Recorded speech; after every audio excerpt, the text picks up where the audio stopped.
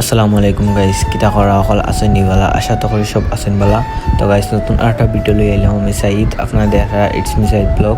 তো আজকে আমি মূলত সিলেট একটা কাজ আছে, কাজটা একটু পুরো করলাম।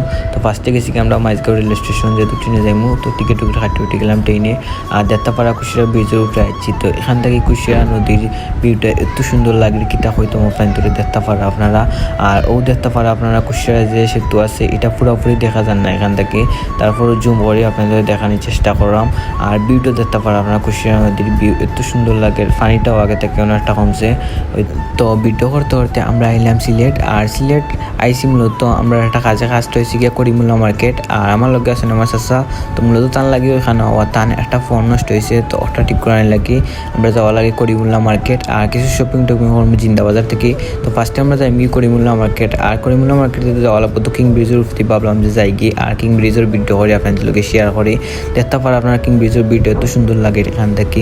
আর এখানে গাড়ি চলাচল অনেক আগে থেকে বন্ধ করা হয়ে গেছে, কারণ ব্রিজটা অনেক পুরানা, ওটার লাগে গাড়ি চলাচল করে না, খালি মোটরসাইকেল বা মানুষ যাওয়া করেন ইনকা।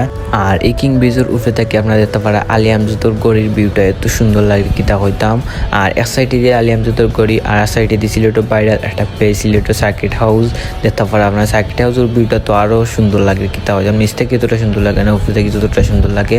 সুরমা নদীর পানিও অনেকটা কমছে আগে থেকে।